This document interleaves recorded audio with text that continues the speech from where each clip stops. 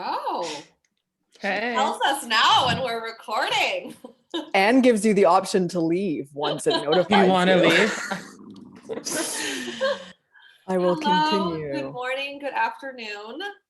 I'm Alex. I'm the host of Hustlecraft, and I want to introduce two women that I was thrilled that would join me today. They are the recent authors of this incredible book that we'll be covering today called Get Your Shit Together, The Rebel Mama's Handbook for Financially Empowered Moms. We have Alexandra and Nikita of The Rebel Mama. Hi. Hi. Thanks for having us. Yeah. Absolutely. I have been a fan of yours for a very long time. And as we talked about prior, we had a mutual friend try to introduce us in Chicago, and our paths almost crossed then. And but I'm happy they're crossing now, and I'm excited to be able to share this time and this conversation with you as we talk about what a pivot looks like for two entrepreneurs like yourself, who are not in the United States, you're in Canada. And there are a lot of differences to, you know, what you guys are experiencing and what we are right now. But also your book is something that I think speaks universally for all women, and your brand especially. You know, I think women like me and like you, it's hard to find, which is why I'm sure you created the brand. Something that's, you know, the ones who either didn't plan to be a mom or didn't want to go to all the PTA meetings or be a soccer mom or whatever it is. Cause I am like your, you know, ideal follower. I am Target audience, right there. Everything that you put out, I was like, oh my God, I love these women so much. So for those who don't know, why don't you tell us a little bit more about the brand and sort of the different facets of the brand, and then we can kind of move into what the pivot has looked like for you guys in the brand. Sure. Do you want me to start, babe? Sure. So we created the Rebel Mama brand in 2014. Alex and I got accidentally pregnant within 5 weeks of each other. And so we landed on the scene and did not enjoy what we were finding on the internet for moms, and just decided that, you know, we were mommy group dropouts, and we identify as such. And we decided to make something for our fellow mommy group dropouts, because we need community too. And we need to support each other. And, you know, if we want to do this our own way, then yeah, there has to be community support there. So we created it for ourselves and for other people. And we've been going at it for 7 years now. Yeah. I mean, I think our whole thing always from the beginning was like holding on to your identity and parenting on your own terms. Yeah. That there is no such thing as a perfect parent and there are no rules. So we just were kind of opening up that dialogue when it wasn't really talked about yet that much. The narrative is getting there now. Yeah. But in 2014, it was not there. And it evolved from like a little blog and a little Facebook group into like a big thing. We have a blog, we have a huge online community. We have a private community. We do a lot of events when we were able before COVID. We have 2 books, a podcast, the list goes on and on and on. We obviously keep ourselves very busy. But there's a lot of women that need it and want it, and there's a demand, and we still have a lot of people joining, which tells us that we still got a lot of work to do. Yeah. It's incredible to me that, you know, when you start something that you think is so obvious, like obviously we're not fitting this particular mold, you know, and then you come to find that like you're literally started this because there wasn't that, you know, and you're filling this void.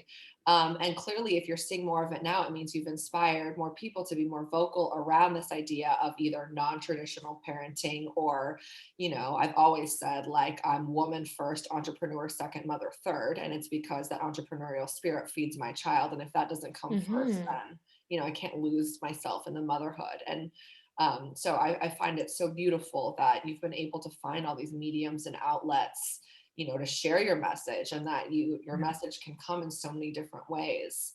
And the Instagram is just so great. You guys have been doing a great job with that. We work really hard at that. That was actually one of the things at the beginning when we landed on the scene. Like Nikita said, just the stuff that was being served to moms, even as like online content, as simple as social media, Yeah. was just not speaking to us. The language wasn't there. It wasn't interesting. The copywriting was shitty. The visuals were crappy. Like, why? Why do we have to get terrible things when we become moms? You know what I mean? So we thought there's a better way to say this and to show this and to speak to people, you know? Yeah. And also, like, really admittedly we are not parenting experts, and like we've never pretended to be parenting experts. We are Right. just two people trying to be as honest and transparent about what this experience looks like for us, Yeah. because we really just wanted to like add another voice to the conversation. Like, it just seemed like not everybody was represented in the conversations that were being had. And, you know, while we can't represent everybody either, Right. the more of us that feel like we can add our voice to the conversation is the more, you know, diverse and interesting the conversation will become, right? Right. And the more voices that we can pull out in other people, right? So if each Yeah. of us has the power or feel empowered to speak on our own experience, because I also got accidentally pregnant and I love like you both became As you do. yeah. I have friends who are like, as soon as I make this much money, I'm like, bitch, please just have the baby. You'll Yeah. It's never a good time. Never a It's good like time. literally never a good time. But it makes it, you know what? It makes us feel really good if people can get inspired by us and we get inspired by other people. And I think when you build that support system around you, you really do make waves together and you can rise up. Yeah, absolutely. I joined like a group that I won't name. And it was just like, I was like, can I get my money back, please? And I know, it's terrible. It's so bad.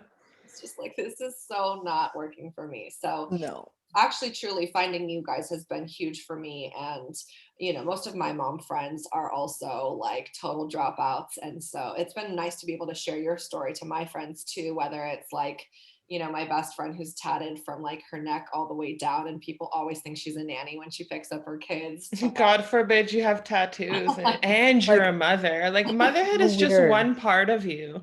There's all these other things that came before and that you're still interested in that are still such a big part of you, right? So it's like, it's so crazy to think that you have to just drop all that off. And sometimes there's that pressure too, right? Like just sacrifice everything and now you're a mom. So we're definitely not about that. Well, thank God we also live in bigger cities, because I think that also helps. Yes. Just the mentality of like, absolutely. You know, the multiple. That's why we live in bigger cities, actually. It's like, it's not the most convenient thing to do with little kids to live in a fairly tiny small house. space. Yeah. But it's worth it because, you know, we get to walk out our door and like live amongst diversity and see something interesting every day and something different, and that's what we love. So big cities all the way. We're city gals all the way. Same, absolutely. I had my son on my own. I had dated somebody very briefly when I got pregnant, and there was no interest there to join me in this adventure, which is completely okay with me. And we lived in Chicago, and I walked out my door every day and had no clue what the fuck I was doing, as we all don't. But at least I knew that I could, you know, hop on the bus with him, which again, to a lot of people is like so crazy. And we could go find a bookstore or a coffee shop or whatever. And it's just so important. Those experiences are everything. Yeah, absolutely. Like that's the thing, all those people your child is exposed to, all those experiences, just that city life that it gives you. I grew up in the suburbs when I was a kid, and it was like, there was nothing going on. There's just like 2 schools and like everybody knew each other, 1 park. And I think this is just so much more vibrant, and it gives, you know, I don't know, gives the child the experience it needs. I feel like we're shitting all over the suburbs now. So I apologize to anybody that doesn't live in a big city, because it can be very isolating. And we talk about it a lot too, which is like why we're so happy to give these books to people. Is because the people that are out there and they are very isolated, they don't have friends and family or a support system that they can like link up with quickly. It's very difficult for them. Well, and some people love it too. So I don't feel like we're shitting on it. We're saying also like what we love and what we choose. And for a lot of people, I know a lot of people that hate the city and the sounds and the noises. It's just like not for everyone, you know? That's what weed is for. The sounds like and the noises. Turning the noises down a little bit. Or if the weed is weird enough, the sounds get really loud. Luckily, we're in Canada and we get to choose our strains at the store. Yes, absolutely. So everything gets a little quiet. Yeah. Yeah, I know. I'm all about the big city and the food. And like Nikita said, it's the exposure and experience of, I grew up even in a big city, if you will, but in like a really, really white town where I didn't even know like that it was important to fight for human rights because like we had all the rights or all the privilege. And so Right. it's been a huge, transition for me when I moved to Chicago. And I'm sure you guys can speak to also the reason why you're raising your kids in this environment.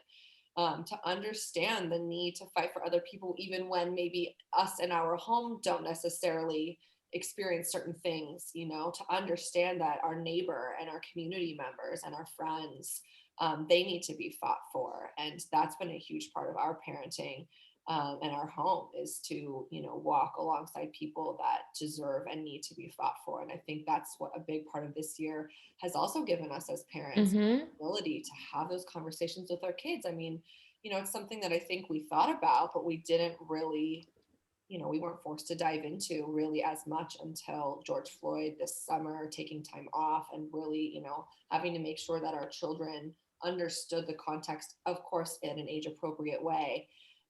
Around the importance of people in this movement and, what we've been able to see in this last year as parents and the opportunities we've had and the books that have come out to be able to read with our kids is just, it's of course heartbreaking, but also an incredible teaching and learning moment as parents. Yeah. I think we've been lucky that we've been home for this. Like that was kind of a bit of a silver lining of the like pandemic coinciding with this like civil rights uprising was that we actually had our kids home with us through it all. So we could really decide how we were going to broach those conversations, and we had the space and the time to have those conversations. And yeah, I think that the timing of that was like horrible, but also kind of perfect at the same time. Well, there was no way of escaping it, right? Yeah. Like the school had to take responsibility. They had to talk to the kid. Like everybody had to kind of take on that responsibility and have those conversations. You couldn't just like turn a blind eye. Yes. Yeah. Yes. Yeah. And I think that if the world had been open and moving, I think we would have moved past it too quickly. Fast. Yeah. Yeah. So this made us slow down and really sit with it for a while. Yes. Yes. Yeah. And like I said, I think, just from the parenting standpoint, I mean, we bought books that I wouldn't have probably previously purchased that really, I mean, I just give so much praise to like the children's book writers that came out during this time and like probably do a whole series interviewing like authors of children's books because, everything from like this book that my son loves and wants to read every night called Don't Touch My Hair, because we get to scream it every single time, don't touch my hair. But like some people, especially white people, don't even know that like that's something that you don't do. And I mean, just the trust me, I grew up with everybody trying to touch my hair, so I can I can understand that very well. It's just so it's mind-blowing how much people don't know. And that's also why I think, just to tie it all back, the big city is important, because if you live in a big city, you fucking know that shit. Yeah, and those are your best friends. You grow up with those kids. That was really important to me too, that my kid goes to a public school and his kids are a variety of different colors and come from different backgrounds and religions, so he can be comfortable around that and respect those people instead of like just going to a white school and then, you know what I mean, and having that segregation. So yes, absolutely.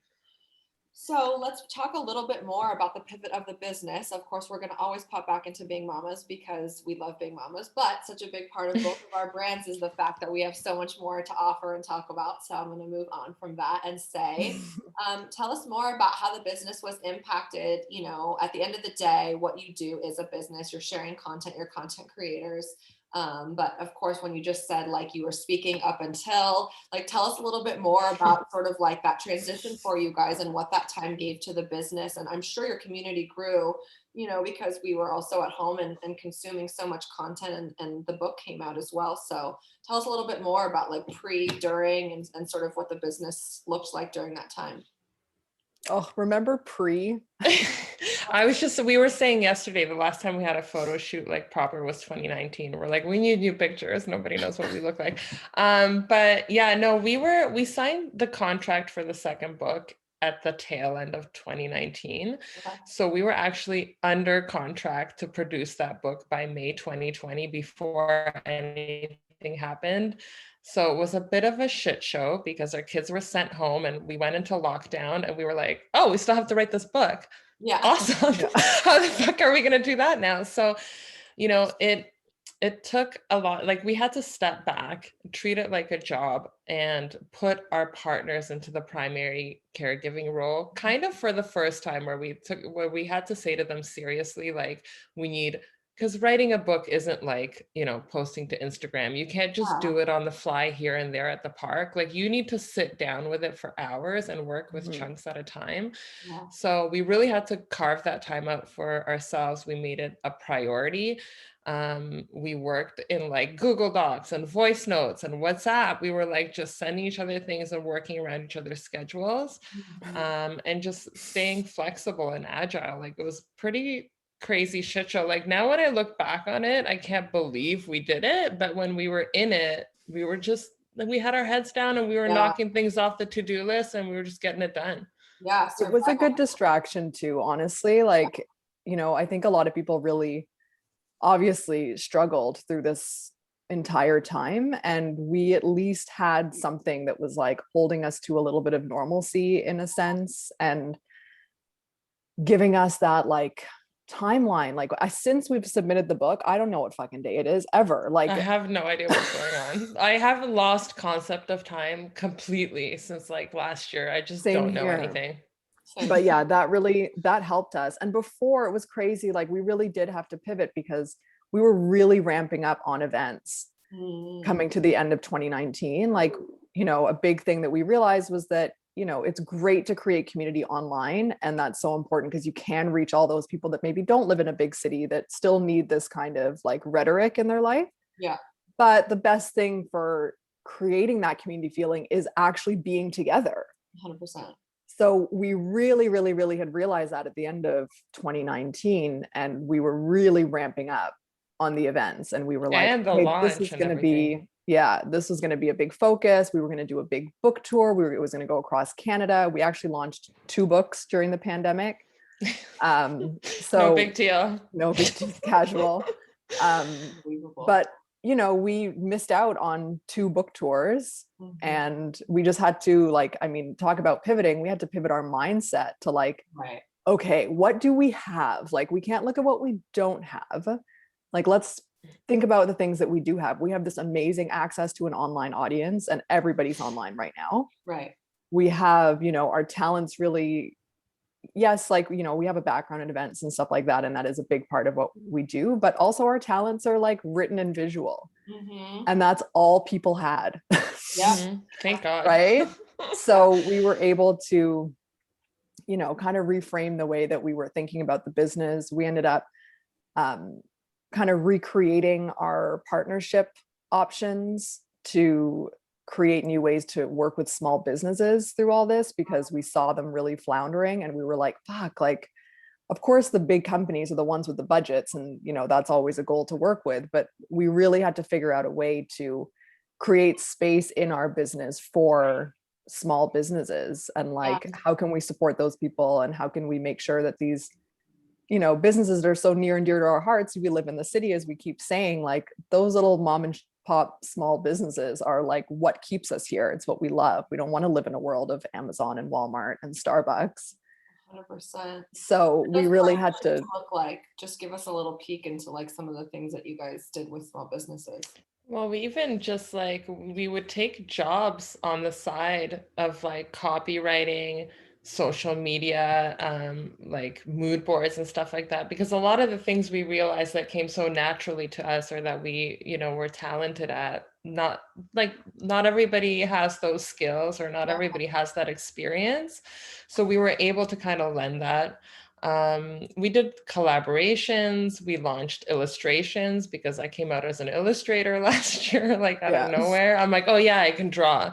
So, you know, we just found creative ways to monetize. But for us, like, it's tough because those brand marketing budgets were gone. Nobody knew what the hell they were doing. Like everybody was firing everybody. The events were gone. All we had was like our books and our digital content and our voices and our talents in visual and copywriting. So we kind of just did what we could to get by and kept a positive attitude. I think we were also easy on ourselves. Yeah. Like I think Nikita and I, we had that conversation when we were like, we're going to try to do 1 or 2 things a day and call it a day. Like I'm not going to try to do what I did before and Right. get all those things done in one day. It's just not, it's not realistic. So I think that was important too, just kind of letting go of that pressure and that stress and saying, you know what, maybe in 2019 that took us a day to do, it's going to take a week now.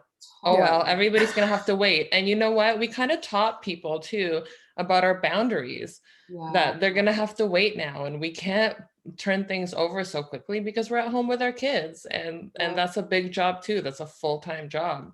That housekeeping, like school, everything, right? So it's interesting too that you say that, because it's like in some ways it gave us the time to slow down and reclaim our voices as business people, to say things like, I'm not getting it to you right now, or it's going to take a while. And I think it allowed everyone, male or female, to sort of slow down and not have the expectation of time the way that it was before.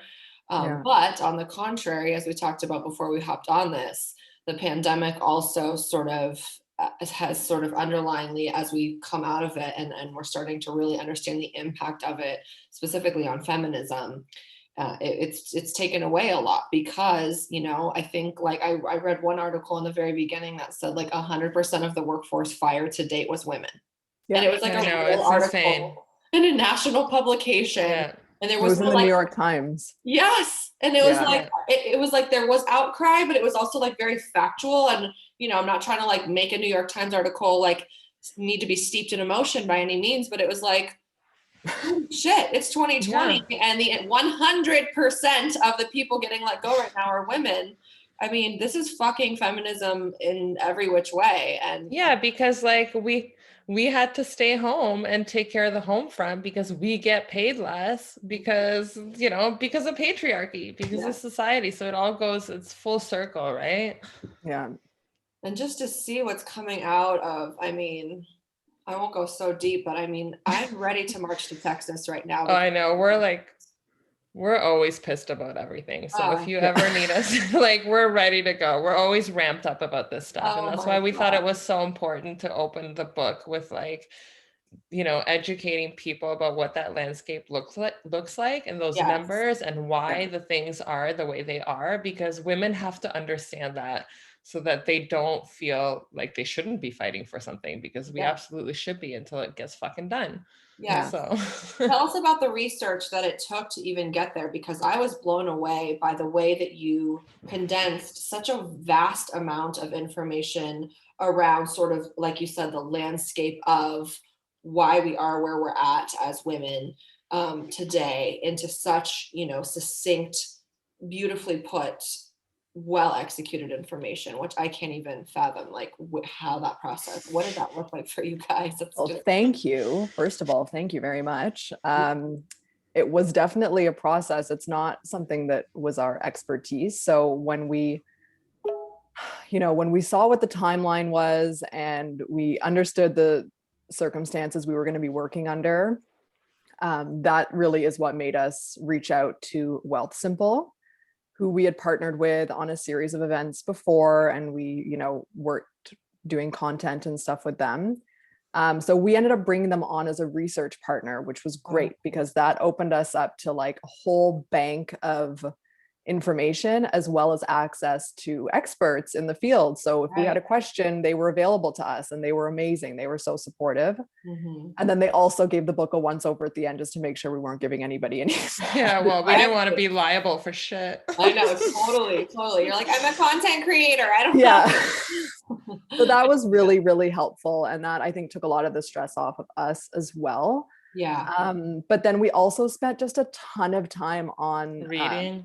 Yes, we obviously, did our fair share of reading and but we also spent a lot of time on statistics websites and just trying to like gather the data. Like, what are the facts here? What are we dealing with? And we really like Stats Canada is our like statistics registry bank in Canada.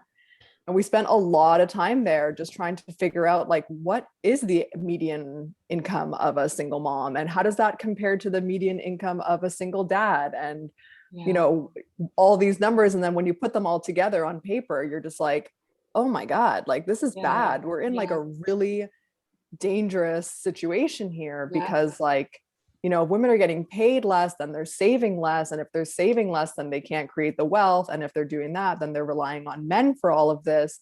And if you're relying on men for finances, then there's information about like, you know, what that does to relationship dynamics and the position that puts women. Oh, did she freeze? Yep. And we are the most vulnerable sector of the population. You have to say that again, babe. Sorry, you froze. Babe. Oh, it said it's saying my internet connection's unstable, probably because 18 people are using my internet right now. Oh, I thought it was because you were calling out the patriarchy. And it was like, they're doing it again. Shut it down. No, but I was just saying, I don't know where it cut out, but I was saying that, you know, women are the most vulnerable majority in existence. Like, we are the majority of the population. We're over 50% of the population, yet we are vulnerable to like, to violence, to poverty, to, you know, all of these things that are actually dangerous in our well-being. And why is that? Well, a lot comes down to our access to money. So, and that, like, you know, it starts with a lack of education around money, a lack of support, and then it just barrels into, you know, we get paid less and we can save less and all these things. And we just end up so far behind the 8 ball. Like, when we realized that women with children, the pay gap between women with children and women without children is actually larger than the pay gap between childless men and women. Then we realized, wow, this is a really like, this is actually a mom problem. Like, now we're really like, it's like an attack on motherhood. Yeah. And we knew it, like, you can feel it before, you can feel it something change when you become a mom. And it's almost like you're losing, the way we phrase it in the book is like, you're losing access. You're losing access to money. You're losing access to spaces and to the conversations that actually matter and affect you. And it was like, it's a feeling at first, but then it actually is quantifiable. And that's what we realized. I appreciate about what you guys did. I really appreciate what you guys did, because so much of your book is also a reaffirming feeling, right? So like, I couldn't put it down because it was both, you know, completely well researched and put together, but also just reaffirming to feelings that I had had as like an intellectual, educated woman who runs a business, who is a mom, who accidentally became a mom and got those feelings, but could never really talk to anyone about them. And so to put it in a book, I'm grateful to you guys for that and what you guys have done. And I think it's just, I mean, I can only imagine this is just the start of what women and the conversations that they need to be having around their financial freedom. I think and I think it's just the start too. Yeah, and it's the facts that you can't fight. It's the numbers, right? So when you just have feelings, we're like, "Ooh, am I not being treated properly?" Or like, "Oh, I'm going on maternity leave and like HR is acting weird." Like, sometimes it's hard to pin it down, with your finger and to understand what it actually is. And that's why it was so important for us to like put it down in black and white. Here are your rights when you go on maternity leave. We had a lawyer come in and go through that with us. Like, so women are truly empowered. So they know when they step into the room, they know exactly what they can get, what they deserve, what's legal, what's right. And oh no, your internet's going. Babe, you sound like this. Oh no, she's without the knowledge, you've got nothing. Okay. You totally froze. Oh, and now are you unfrozen now? God damn these goddamn internet connections, I'm telling you. Are you back? Oh, now she's frozen with a very cute smile. Okay, I redid, whatever the fuck.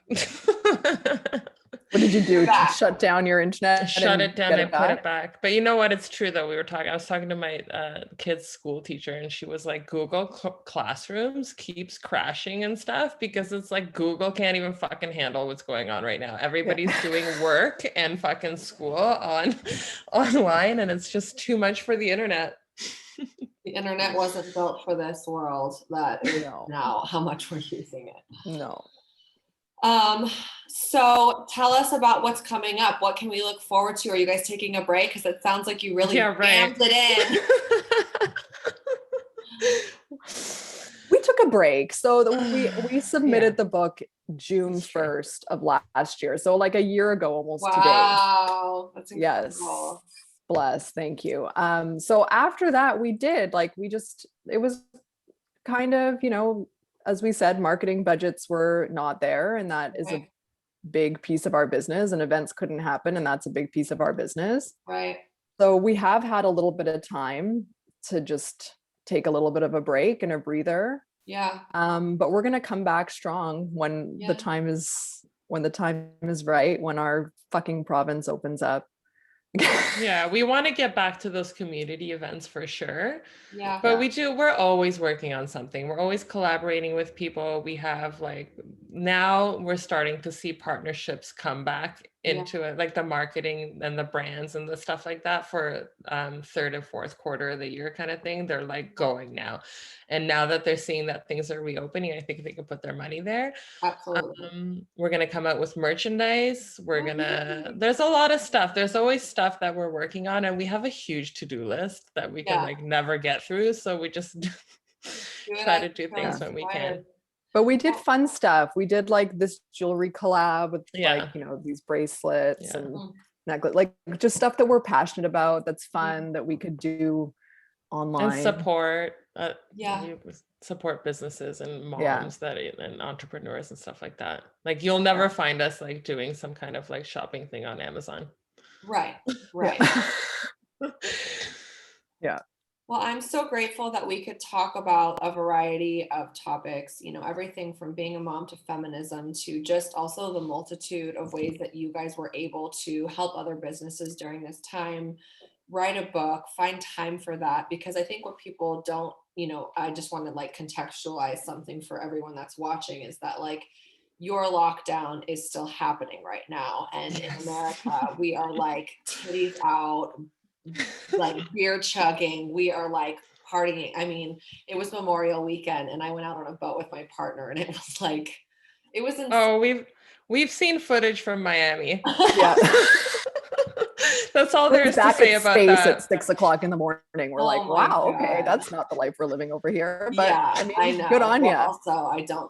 Every time I think I miss that life, and I get like a little taste of like a night out with my dude, and then I'm like the crippling, and I'm like, I don't miss it. I don't miss it. I don't know why I fantasize this life of drugs and alcohol. I don't like it. I know. It's only fun when you can have like a whole week to recover, which we just don't get. No, there's no such thing. Absolutely. There's no such thing when you have children. You get like maybe 12 hours and that's it. That's just not enough. No, I really do always. I'm like, well, maybe one day, we'll go and like do this, drug and da da da da da. And then I'm like, no, we're not gonna. I mean, maybe, who knows? You got to plan a serious recovery time for that. Plan a year out to do an acid trip. I'm like, okay, so next April, we're gonna go to the desert. Yes, exactly. And get inspired for the next book or the next project. Exactly. Yes.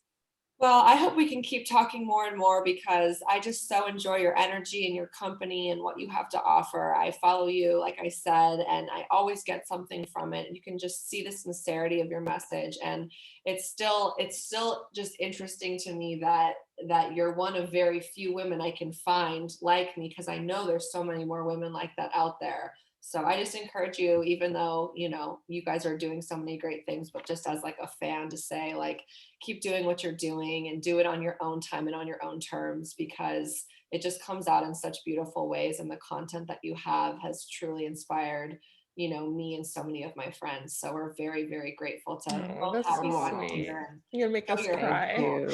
Thank you. It's like, fuck, it's nice to hear that, because No, it is. that's kind of been the problem with not seeing people, is that we're like, well, I fucking hope people like this, but like, okay. Totally. But also we're like, that, but it's nice to hear.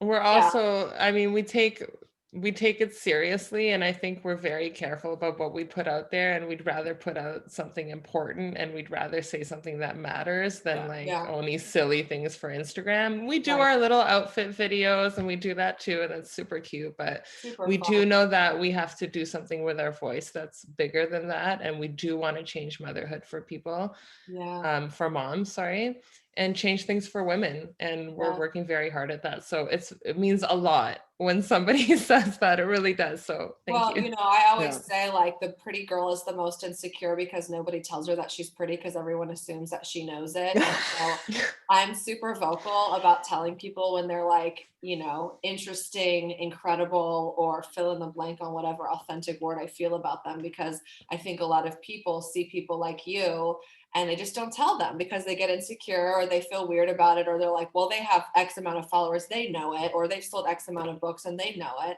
And I think, like, that's one thing that is super important to me, is to always tell people exactly how I feel about them, because a lot of people don't tell them, you know, and I'm the same way. I'm a content creator. I have like 4 different businesses. I'm a mom, and I'm like, nobody's watching, nobody gives a fuck, but I'm still gonna do it anyways. I'm going to take that from you. I'm going to borrow that from you. Yeah, me too. Make it a point to tell people all the time. I mean, even when you notice like a haircut on someone, like I think it's so interesting how many times I've just like noticed a haircut on like a male client, you know, who's just a friend. I'm like, did you get a haircut? And they're like, you know, it's just like, oh my God, I feel seen. It's true. You do assume people just think that they're amazing. And a lot of things online seem that way. It seems like we have our shit together and we think we're great, but like behind the scenes, you're like, I don't know what I'm doing. I don't know if people are going to like this. Like sometimes we're surprised. We're like, holy shit. Do you see how many people watch that? I guess they like this. You know, it's the great surprise of the world that we're in. I mean, there's no book for this content creation life that we're all walking into. And, you know, I mean, we're also like at an age where like we saw the entire evolution of it, you know. I mean, I have fucking dial up, you know, and oh, I know, me too. Fuck that noise. I can hear it in my head.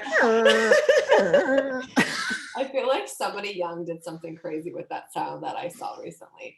And I gotta have to say, somebody young did something with it, because I couldn't even describe where I saw it or where it was. Probably on the TikTok. Yeah. The TikTok. I wish I could. I watch it, but I don't. We don't either. I can't. I don't have time. I think there is a certain age. Know your limits. Yes.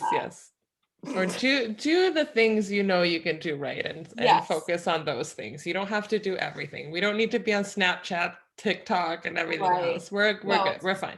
It's actually truly such great advice for like, you know, anyone, but like, you know, especially mothers who then, you know, who also, I can't imagine coming back into this world after taking time off. I just never took time off. I was like pumped that baby out, and 5 days later was like back on the work scene closing deals. And so, yeah, I mean, like coming back into it and feeling like you have to do all those things as a content creator, or, you know, so I appreciate what you just said. It's overwhelming, and it's very confusing to navigate. Like you're like, oh shit, do I need Pinterest now? Oh my God, should I be on LinkedIn? Like you don't know what you're supposed to be doing. But you should definitely be on LinkedIn. Yes, LinkedIn. Well, LinkedIn's on fire right now. It's like I just got back into it. Me too. And it was like we just got back into it too. And before it was kind of like boring and whatever. But I feel like all those professional people that like moved on from Facebook because Facebook sucks, and then you have your Instagram life, fine, which is like mostly visual, but like the professional people are all on LinkedIn, and they're like super networking and connected right now. So we went back in there too, and we like updated our page, updated our profiles, and we're like, all right, we're back. I know. Isn't it so funny? I totally just did recently too. And I'm like, oh yeah, that like one person that I did that big deal with 10 years ago just saw my new shit. And I'm like, oh, I love when you can see who views your profile. It's so fun. Worth every penny, honey. Oh my God. I'm happy to see who's creeping on my shit any day. We said that at the beginning of this year. We're like, fuck being cool on Instagram. We got to get cool on LinkedIn. That's the goal for 2020. That's the next book. There you go. Get cool on LinkedIn. Yes, exactly. Oh my God. We should really seriously cover that though. We should partner with them and do like a little booklet. Yes, I love it. Yeah, that's a cute idea.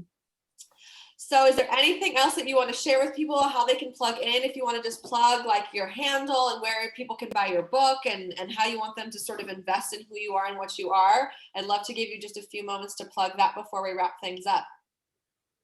Sure. You can find us at therebelmama.com. That's our website. At The Rebel Mama on any socials, Instagram, Facebook, Twitter. And our books are available anywhere books are sold. The first one is called The Rebel Mama's Handbook for Cool Moms. And the second one is called Get Your Shit Together, The Rebel Mama's Handbook for Financially Empowered Moms. I think that's it. Did I miss anything? And we have a podcast. We have a podcast on Apple Podcasts called The Rebel Mama Hotline, where we cover all these kinds of topics and all these taboo things. In short episodes. Yes. 20-minute episodes, quick and dirty. What's up with whatever. Oh, you'll love our last one. Shit. Our last Yeah, our one last we aired out all our grievances from like the last year. So Oh, I think wait, you'll enjoy that because we like pretty much shit on everything in the most eloquent way. It was we don't need a fucking Zoom meeting, just have a fucking phone call. Yeah. So good. I was like, I have one client who still wants to do that. And so when I read it, I was like, most relatable thing you've ever posted. I mean, it was so good when you wrote that. I was like, yes. I don't need to see your fucking face. You know how long it took me to do this? I know. Right. And sometimes it's just, there's too much going on. We're like, if we know this can be a phone call, let's just do audio only. Because otherwise you're just stuck like this and like your kids are running around you and you're like, shh. Yeah. Like, why? Well, and there's I know like strangers in your house. I know. Oh my God. I know you guys have kids running around right now too, because they're still home. So thank you so much for taking the time to make this happen. It truly means so much to me. And I hope that our paths cross again and again and again. And maybe one day we'll be marching together for women's rights, because I think we will be. Yeah. I think we will be. Awesome. Have a beautiful day. And we can't wait to share this with our Hustlecraft followers.